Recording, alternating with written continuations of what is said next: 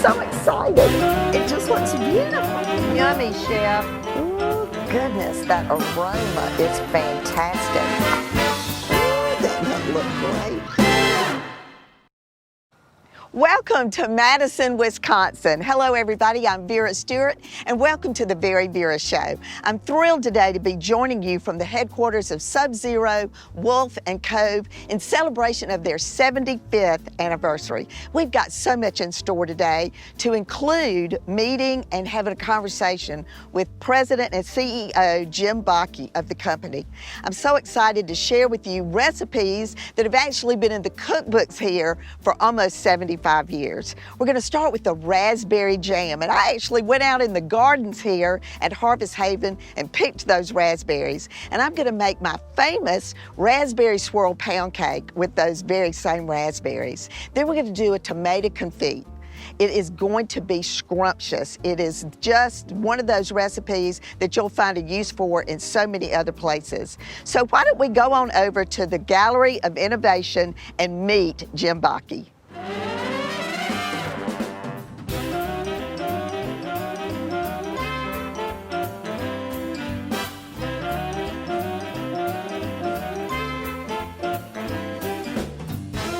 All right, so I wandered around the campus and I found my way to the Gallery of Innovation and to Jim Bakke, the president and CEO of Sub-Zero Wolf and Cove.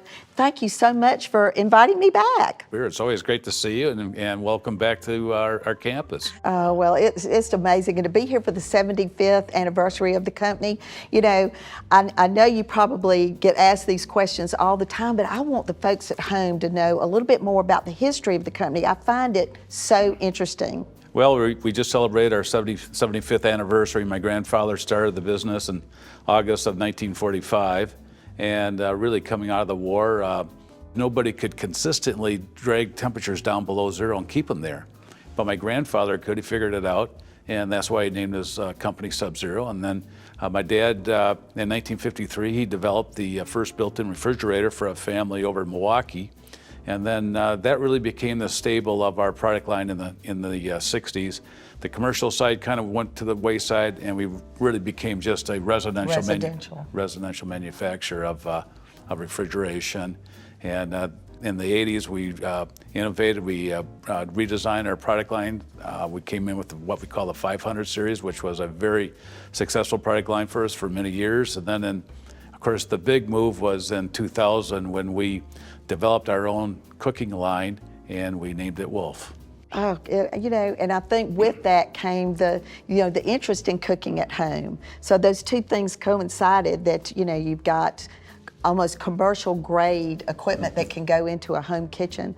The design aspect has always been appealing to me. I mean, as an 8-year-old, I remember spending the night with a friend and I thought, wow, that is an awesome looking refrigerator. Yeah. So the design aspect has also been a big part of your quality and innovation. Design is extremely important, and we have a great design team here. We have great industrial designers, and again, we not only use our own internal designers, but we go outside for expertise also. But design and innovation really has been a hallmark for Sub-Zero and Wolf and Cove for the past 75 years. And the company has introduced some great new products over those years, and we're not slowing down now.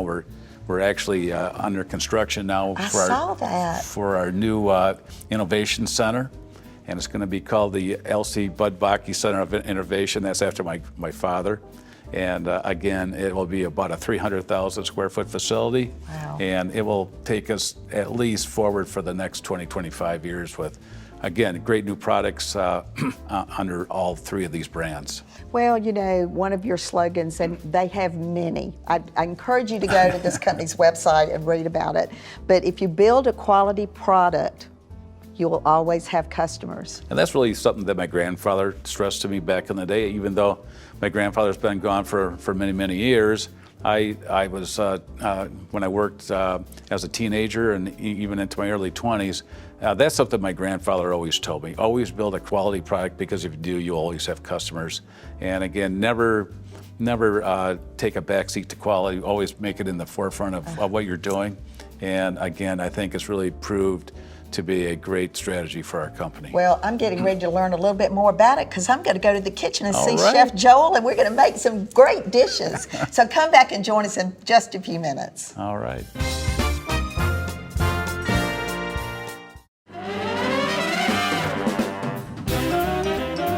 Welcome back, everybody, and if you're just joining me, I'm in Madison, Wisconsin at the headquarters of Sub-Zero Wolf and Cove, and I am with my good friend, Chef Joel, and we are celebrating 75 years of innovation. Yes, we are. My understanding is you just had a great conversation with... I did. I mean, it is so interesting. Every time I think I've heard everything, then Right. I learned something else, and he even let me walk away with the very first use and care booklet on Amazing. freezing foods. I mean, Amazing. I cannot wait to look through this. It's just great. But, you know, there's so much history, but there's so much innovation, and that's Yeah. what makes this company so amazing. Yeah, I really, you know, we sit on quality and we manufacture quality product, and I think we add constant new innovation to that quality, and that's really the formula that's made us so successful. It's Well, great. this recipe that we're going to be Yep. doing is out of this first little book. 75 years It old. must be good if we're still Yeah, making it yeah, 75 years later. absolutely. All right, so what have we got going on? So Are these the raspberries that we Yes, picked? yeah, big, delicious raspberries.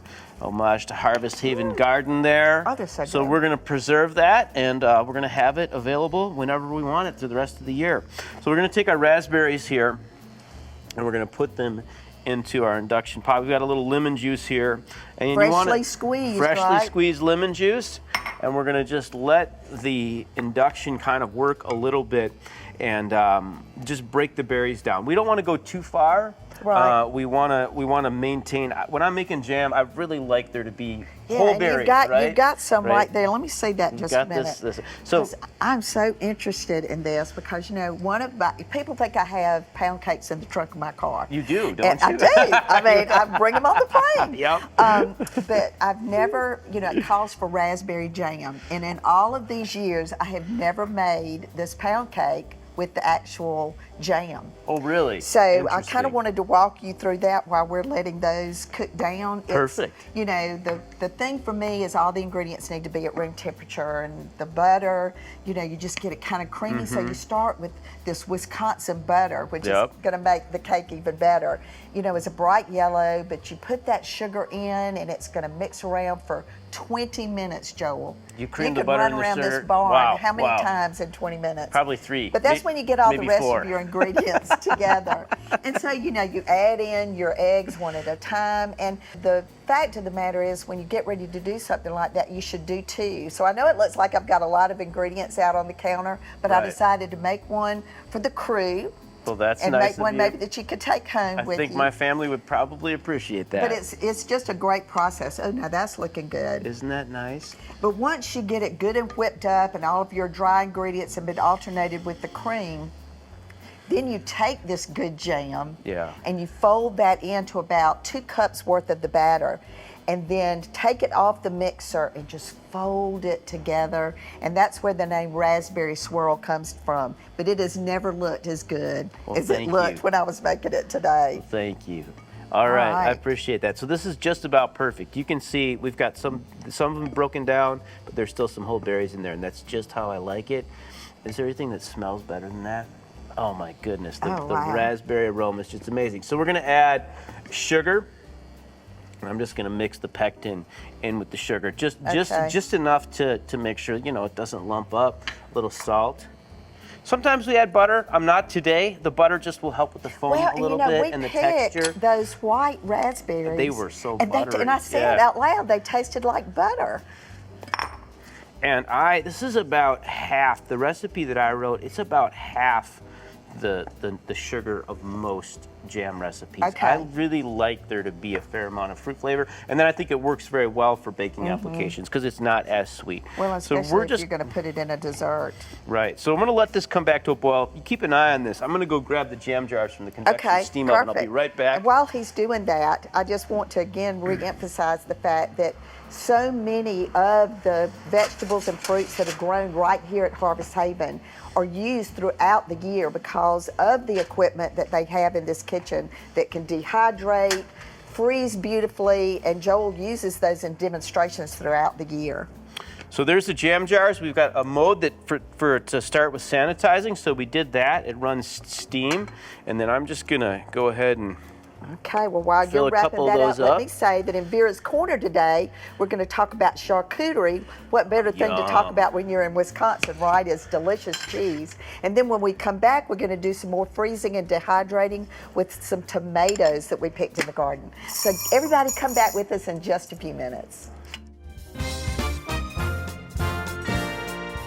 Vera's Corner is sponsored by TaxSlayer. It's your refund. Go get it.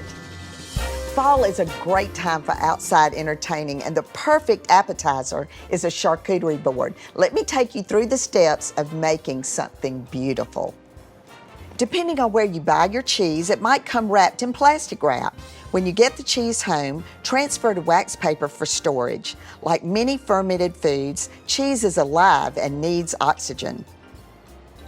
Sometimes it's hard not to eat cheese right out of the fridge, but if you can wait, let your cheese sit out for at least half an hour before digging in. Refrigeration dulls the cheese flavor and makes the texture brittle instead of soft and pliable. Your patience will pay off. Don't throw away the rind. The rind of softer cheeses like brie are not only edible, but can add an exciting dimension of flavor. Harder rinds are a great addition to homemade stocks and soups. To put together a simple charcuterie board, choose 2 to 4 cheeses with varying textures. I've chosen a blue cheese, aged Gouda, and cheddar. I've selected salami and prosciutto as my meats. For accompaniments, I like to include some dried and fresh fruit, a pickled item like watermelon rind, nuts, some spreads, and a few types of crackers. Have fun and enjoy your charcuterie.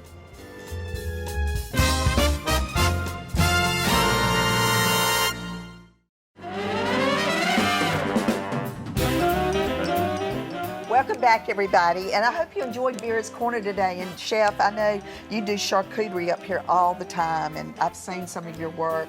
It's just beautiful. Well, thank you. But we had fun out in the garden. Oh yeah, we did. Picking beans. Picking beans is fun, right? I know, and I was telling Joel that the kids camp that I do in the summer, we teach them how to snap beans. Oh, that's a good skill to have. Well, this process that we're getting ready to do was actually in the very first manual that came with the freezer that was produced in 1946.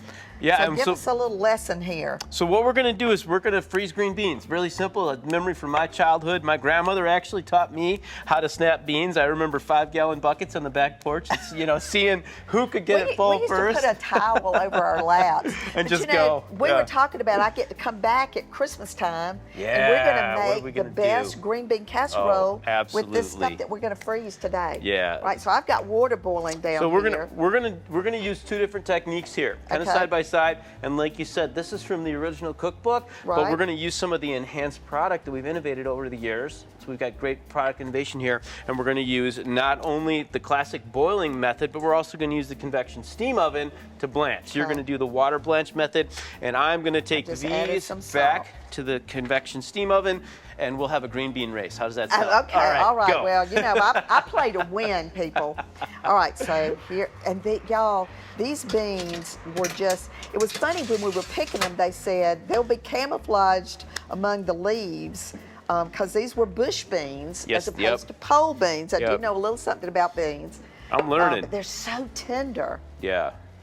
And that green bean casserole recipe is just the best. I am super excited about this blanching gets that bright green, vibrant, and just long enough, just a couple of seconds, right? Yeah, that's all you need. You're ready to go. Okay, so I'm ready to go into the ice bath. Yep. And I'm gonna go back and grab mine. Oh, wow. Pretty nice, huh? Pretty nice. Okay, another thing I learned in the garden was the fact that there was this white dust all over everything. In fact, when I was tasting some of the grapes, I thought, well, I need to go rinse these off. And what was that dust, Joel, that was on the plants to keep the bugs off? Yeah, so that's an organic clay that we use. It's one of the methods that we use to just help You're with beating pest me. control. I'm winning. I'm winning. I feel like I'm on Chopped or something. That's all going to come together at the end, though. All right. So I'm flashing my green beans as well here. I've got those all. Okay, you have an advantage. You have tongs over there. Yeah. Well, who set this up, right? Who set this up? Right. All right. So we're going to use one other piece of equipment that we didn't have when that original cookbook was written. Yes, this is the innovation part that we love this so vacuum much about this company. sealed drawer here. So we have our bags here, and I'll take a few of these green beans. I'm just going to put them right in the bag here. Just make sure that we get. Okay, and can you use any kind of bag, or is that like the bag? This is a bag that's made for this particular vacuum seal drawer. Now, just to explain a little bit about what this is here, the difference between this and maybe a countertop model is that this is a chamber vac. So when we put things inside to seal, the pressure is the same on the inside and the outside, which makes it really, really easy to do liquids, because the liquid's not going to pull out of the bag, because there's equal vacuum inside and outside the bag. So I have this on here. Put the lid down. I already have the vacuum set, kind of a medium. I don't want to smash the beans too much. There's the seal. We push start, and that's going to pull all the air out, and then we'll put it in our Sub-Zero freezer, and away we go. We're going to wrap that up, and when we come back from the break, we're going to get everything set up. We're going to make it look beautiful. We're going to learn a little bit more about what you can do with those great tomatoes from the garden. Yes. So come back with us in just a few minutes. All right.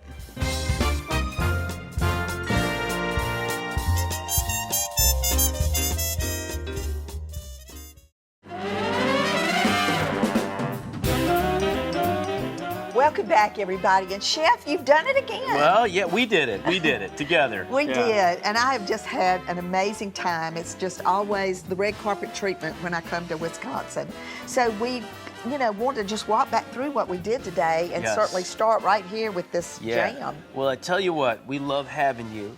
Not only for your vibrant personality, but also for your amazing cakes. So, he's always happy if the cake's on the menu. So what we did is we used our beautiful jam that we made. We used the convection steam oven for that and the induction cooktop. And I think I'm going to get a little taste here, maybe. You is that what's going to happen? I'm pretty excited about that. And I was so excited to be able to use fresh jam in the cake. How is it? Ooh. And the fact that you went on to say, don't put quite as much sugar so that you get the fruit and you get the tartness, but it's just beautiful, a beautiful color. And these are ways to use things that you wouldn't think. Who would have ever thought about putting a fresh raspberry jam into a pound cake? Right. All right, then we went to the green beans. These beautiful green beans. So we obviously blanched them two different ways. We used the convection steam oven to steam blanch, and then we also did the classic pan and you on the beat range. me. I don't know about that. I cheated a little bit. Oh, okay. All right. And I think we'll have you back for Christmas if you want to come. Oh gosh, well, I've tried to mind my P's and Q's today, so I would get invited back. But it's amazing because the methods here are either freeze or vacuum seal. Yep. And so maybe you'll make me I'll be a little bit surprised when we do that green bean casserole, but I hope that I'm going to eat those when I come back in December. I think I have a green bean casserole recipe knocking around that we'll put these to good use. And hopefully we're giving everybody some ideas, because this show airs all over the place, so everybody's got certain things in season at certain times, and to be able to go back and use a bean that you put into a preserved method, while it was in season is great. And then over here. So we have these delicious, just small sort of aroma style paste tomato. And what I did is we took these about halfway down in the dehydrate. So we took about half the moisture out. And then all we do is mix them with some aromatics. So we've got rosemary, thyme, some garlic, a little Korean chili flake in there.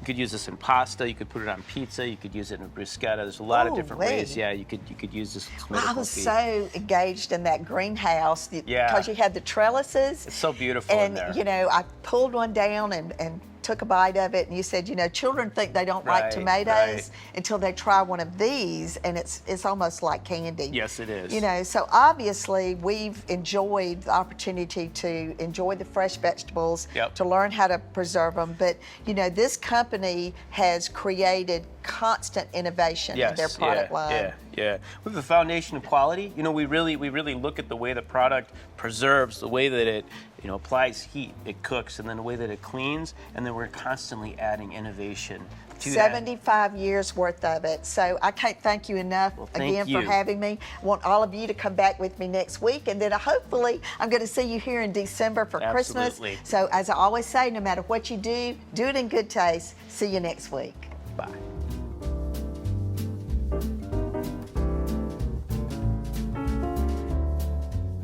You got some bean picking experience, huh, Vera? Yeah, man. Done a little bit of bean picking.